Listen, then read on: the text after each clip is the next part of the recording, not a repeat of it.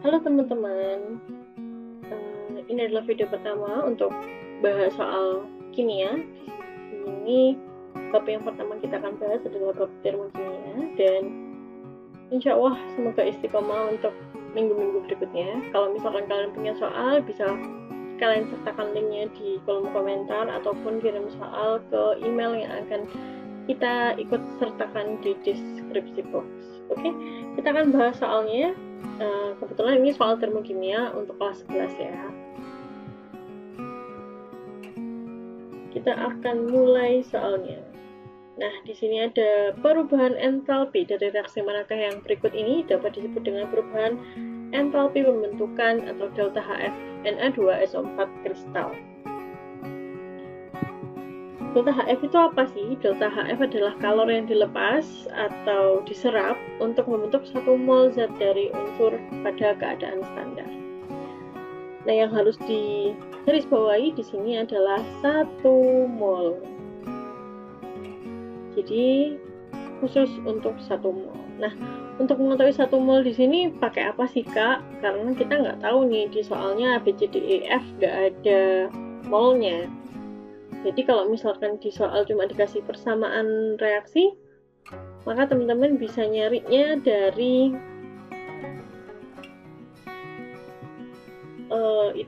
dari koefisien. Jadi koefisien juga bisa menunjukkan jumlah molnya. Jadi kalau misalkan koefisiennya atau molnya 1, maka koefisiennya juga 1.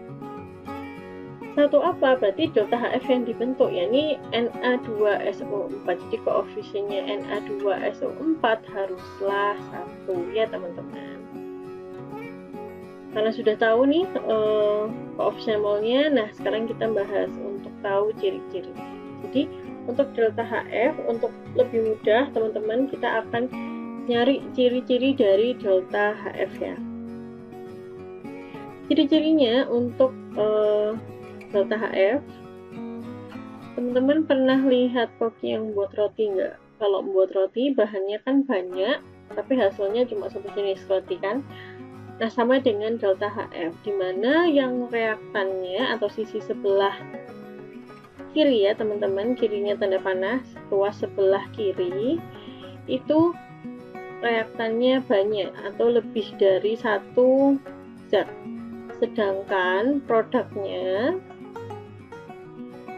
atau ruas sebelah kanan itu zatnya hanya ada 1 ya teman-teman, seperti roti. Nanti hasilnya terdiri dari 1 jenis roti saja, jadi hasilnya juga sama nih, hasilnya 1. Nah, dari sini teman-teman bisa tahu nih mana jawaban yang salah sama mana yang jawabannya benar. Coba kita tes dulu dari A sampai yang A. Di sebelah kiri atau reaktannya itu yang A ada banyak ya, ada NaOH sama H2SO4. Ada tanda plusnya nih, berarti lebih dari 1, maka reaktannya betul. Kemudian produknya ternyata juga ada 2 teman-teman, padahal yang ciri-ciri yang pertama produknya harus ada 1. Jadi yang A ini salah karena produknya tidak sama dengan 1. Jadi syarat yang pertama tidak memenuhi ya teman-teman. Yang B ada reaktannya ada 2, NaOH dan H2SO4, tapi produknya di sini juga ada 2 ya teman-teman. Jadi salah lagi. Jadi ciri-ciri yang pertama tidak memenuhi. Yang C di sini ciri-ciri pertama reaktannya ada 2 atau lebih dari 1 dan produknya ada 1, maka untuk yang pertama yang C memenuhi. Yang D 1, 2, 3, reaktannya ada 3, produknya ada 1, maka yang D juga memenuhi. Yang E reaktannya 1, 2, 3, produknya ada 1, maka C, D, sama E memenuhi ciri yang pertama. Ciri yang kedua itu khusus atau berfokus di sebelah reaktan, di mana reaktan itu harus terdiri dari senyawa unsur. Senyawa unsur itu seperti apa sih, Kak? Senyawa unsur itu terdiri dari 1 jenis atom, tapi jumlahnya banyak atau lebih dari satu ya teman-teman.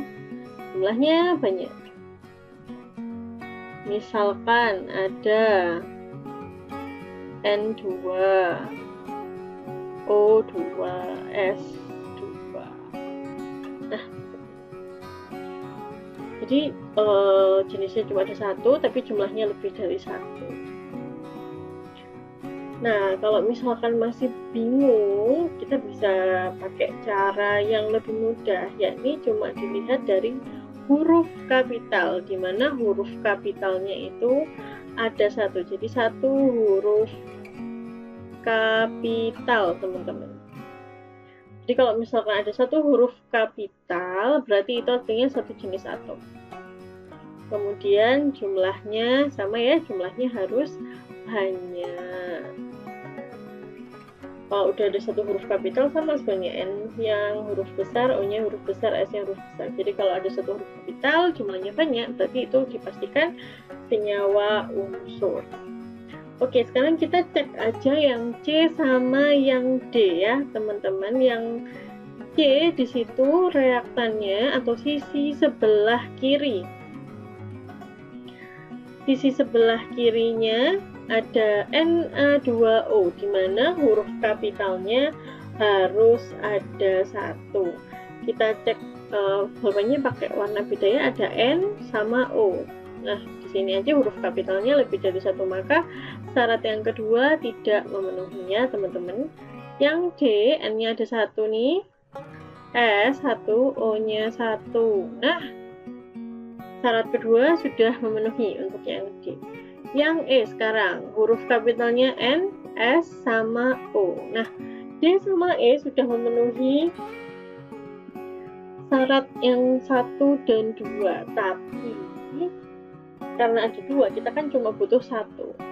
Nah, teman-teman harus ingat kalau ada delta HF standar, di mana ada tanda derajatnya di belakang, menunjukkan kalau dia hanya bisa hitungannya hanya 1 mol. Dan 1 mol itu adalah koefisiennya harus 1.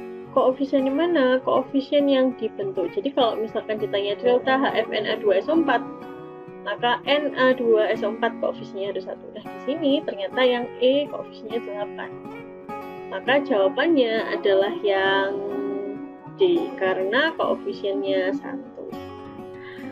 Oke, sampai di sini dulu video kali ini. Semoga membantu. Sampai jumpa di video berikutnya. Jangan lupa komen, dan kalau misalnya ada soal silahkan ditaruh di kolom komentar. See you.